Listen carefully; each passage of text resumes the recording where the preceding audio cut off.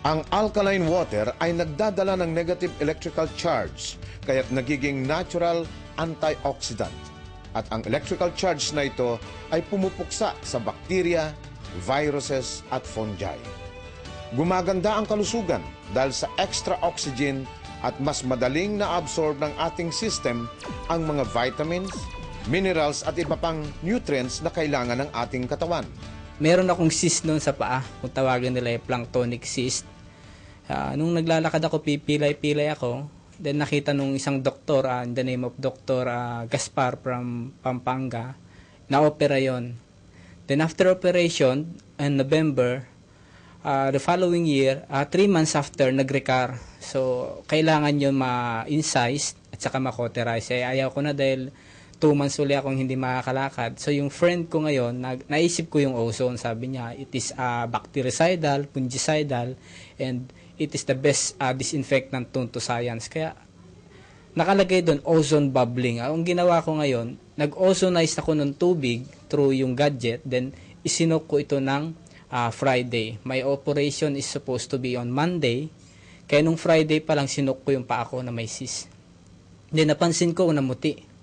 So, ang tendency niya, nung mamuting ganyan, nag-nervous ako, baka yan na-infect. O kaya, tinuloy ko pa rin ng Saturday, tumitigas, nagiging puti. Then, Monday, napansin ko yung cyst, pwede mong tanggalin. So, naka-schedule ako ng Monday, hindi ko na tinuloy yung operation because nag-heal na natanggal yung cyst. Sa pag-inom ng alkaline water, ay nare-recharge din tayo at lumalakas. Okay? So, ino-ozonize na niya ngayon yan. Pero habang inaantay natin, tignan natin yung power ni Mon. No? Bago niya inumin yan. Mon, pagkaganon mo nga, pinakamalakas mo. Yan. Pinakamalakas mo yan, ha? Yan ang pinakamalakas mo, ha? Okay. Pakita mo sa camera. Yan. Pinakamalakas ni Mon yan. Bubuksan natin. Okay. So, nabuksan, ha? Okay. Sige, ngayon, alkaline water na yan, no? Inumin mo ngayon yan. Ito? Oo. Bilang tayo ng 30 seconds, susubukan ko uling buksan yan. Tingnan mo kung gaano kalakas ka na. Lahat? Lahat yan. Actually, kakunti pa nga dapat. Sige. Seconds, ganun muna, ha? Same position. Ganyan ka pa rin. Yung kung gaano kalakas ang ginawa mo kanina. Yung pinakamatindi, eh. Yung persa mo kanina. Pinakatodo. Oo, okay. Tingnan mo ngayon, ha?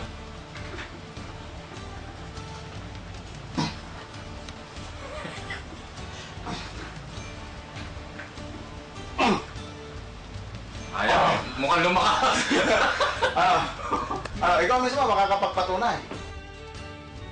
Sa tubig, mas mataas ang pH level, mas maganda sa kalusugan, sapagkat ito ay nagiging alkaline na siyang kabuuan sa 3/4 na tubig sa ating katawan.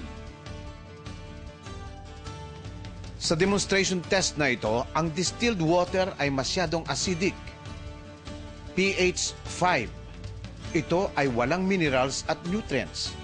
Malinis nga lang. Ang tap water ay merong pH 7.5 at ito ay tama lang kung tayo ay walang acid-forming foods na kinakain. Ang tap water ngayon ay ating padadaanin sa ozonizer. At sa sukat ng tubig na nasa baso, 3 minuto lang na exposure dito ay tama na. At ngayon, makikita natin na umabot na ang pH level nito sa pagitan ng 8.7 at 9. Ito ay alkaline na nagfa-flush out ng mga toxin o lason sa ating katawan.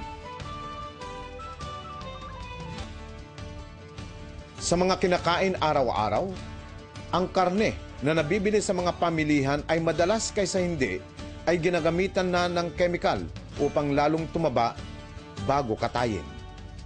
Sa ganon ay mas maganda ang kita ng mga nag-aalaga.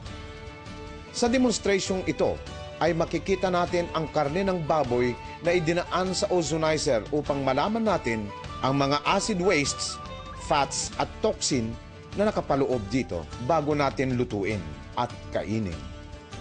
Ang mga bula ay ang mga nadeposito sa nasabing karne na maaring magdulot ng sakit sa atin. Sa pamamagitan ng 30 minutes na paggamit ng ozonizer, ay tinatanggal nito ang malaking bahagi ng lason na ito.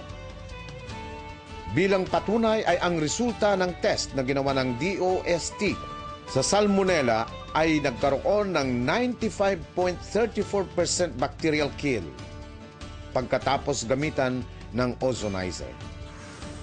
Sa gulay naman, bukod sa pagtanggal ng mga toxin o lason dulot ng mga na-spray na mga chemical ay nagbibigay din ng energy at iba yung sigla sa nalalanta ng pechay. Pagkatapos gamitin ng ozonizer ng 30 minutes ay makikita natin ang muling kasiglahan o freshness ng pechay na ito. Patunay lamang na binibigyan din kahit ang mga halaman sa pamagitan ng ozonization ng nutrients na kailangan upang ito ay sumigla. Nirerekomenda ang pag-o-ozonize sa ating mga gulay at prutas bago ipasok sa ref. Isunod ang pag-ozonate sa mga isda upang manatili itong sariwa.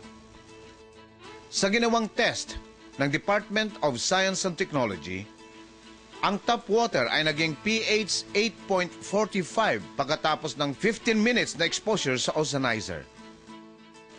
Bilang air purifier, ay 97.77% bacterial kill rate.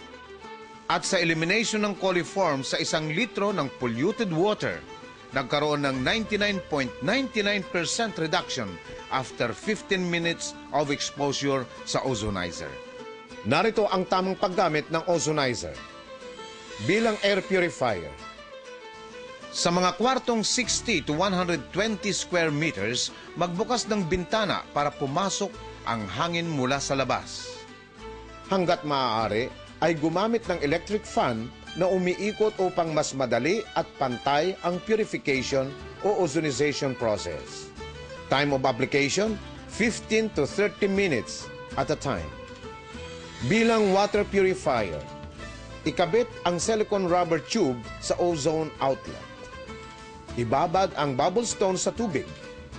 Ang pag-o-ozonate ay depende sa level of contamination ng tubig at dami.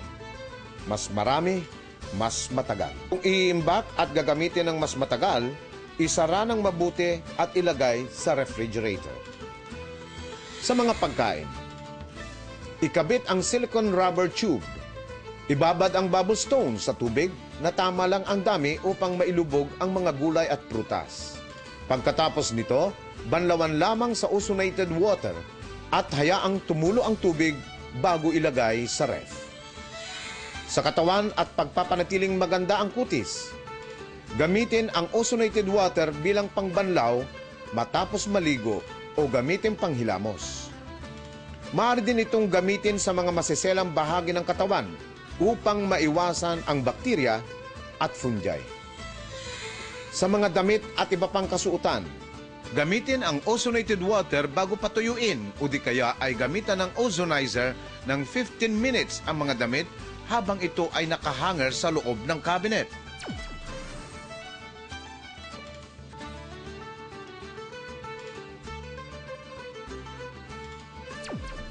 Ozonizer, ang inyong multipurpose health partner.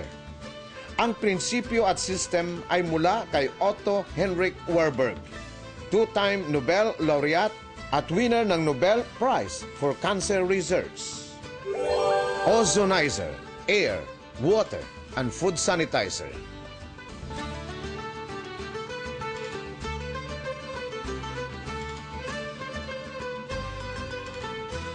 Ozonizer, air, water, and food sanitizer.